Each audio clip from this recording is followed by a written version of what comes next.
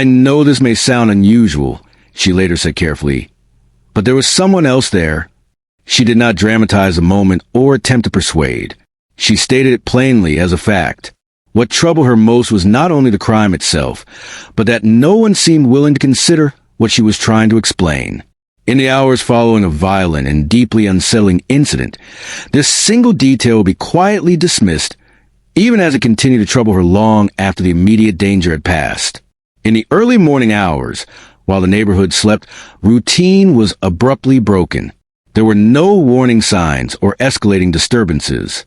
What followed would later be questioned, minimized, and publicly mischaracterized. At the center of the case was a survivor whose account contained an element that did not align with the explanation authorities were prepared to accept. She did not describe anything fantastical. She described a presence, actions, and sounds that could not be reconciled with the official version of events. From the beginning, her words created discomfort not because they were unclear, but because they complicated a narrative investigators were eager to simplify. In March of 2015, Denise Huskins and her partner, Aaron Quinn, lived together in Vallejo, California.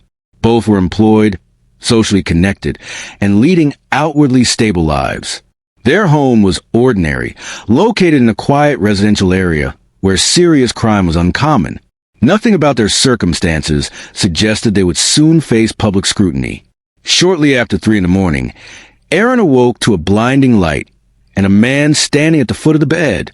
The intruder wore dark, functional clothing and goggles that obscured his face. Both occupants were restrained and instructed not to look at him. He spoke calmly and deliberately, issuing directions as though following a plan. He claimed to be part of a larger operation, referenced surveillance, and warned of consequences if instructions were not followed. Denise was removed from the home. Aaron was left behind, restrained but unharmed. When Aaron freed himself, he contacted police immediately. Instead of focusing solely on locating Denise, investigators scrutinized Aaron's behavior and the unusual aspects of the crime. The lack of forced entry and the complexity of the intruder's actions raised suspicion.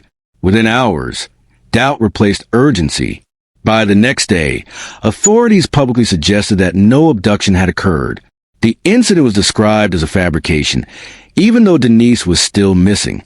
During this time, Denise was alive and being held elsewhere. She was frequently blindfolded, but she listened closely. She noticed movements, sounds, and moments that did not align with the presence of a single individual. She heard doors opening and closing away from her. She sensed activity continuing when the man interacting with her was silent. At one point, she heard another voice, brief and indistinct, but unmistakably different. She could not identify its source, but she was certain it existed. After 2 days, Denise was released near her family's home hundreds of miles away. She contacted authorities and provided a detailed account. Rather than support, she encountered skepticism. Investigators questioned her credibility and suggested that her survival undermined her claims. Public statements implied that a violent crime, without severe physical injury, was implausible. Despite this response, Denise remained consistent. She did not speculate or embellish. She repeated only what she had experienced, including her firm belief that more than one person had been involved. Her testimony included sensory details that were documented but not pursued. Investigators attributed her perceptions to trauma, suggesting stress had distorted her memory. Yet experts note that trauma can also heighten awareness of anomalies, particularly details that do not fit expectations. Physical evidence later supported parts of Denise's account. Electronic devices were used. Audio recordings existed. The intruder demonstrated technical planning. At the time, however, no suspect had been identified, and the narrative remained unchanged. Witnesses reported unfamiliar vehicles in the area, but these leads were not thoroughly explored. Public skepticism grew, and investigative momentum was lost. Months later, an unrelated arrest forced a reevaluation.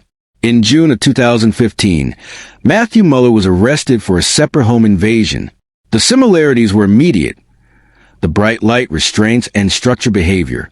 A search of his residence uncovered equipment consistent with Denise's account, including audio recordings referencing her by name.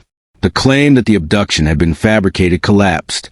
As the case was revisited, Experts question whether the logistics of the crime could be fully explained by a single offender. While Mueller was charged alone, the certainty that once defined the investigation weakened. Psychological specialists emphasize that survivors often recall discrepancies precisely because they stand out. Denise's insistence on another presence was reconsidered as an unresolved element rather than dismissed outright. Mueller was ultimately held accountable. Officially, the case was closed. Unofficially, questions remained. In the aftermath, Denise pursued legal action against the city of Vallejo. The settlement acknowledged the harm caused by public statements that discredited her. She later spoke about the lasting impact of not being believed, describing it as a second trauma layered onto the first. Denise Huskin survived. Her account, once doubted, is now recognized as credible. Yet one detail remains unresolved. When a survivor says something does not fit, that there's an element missing from the official explanation, the response to that statement can shape the outcome of an entire case. Do you listen, or do you decide the story before they are finished telling it?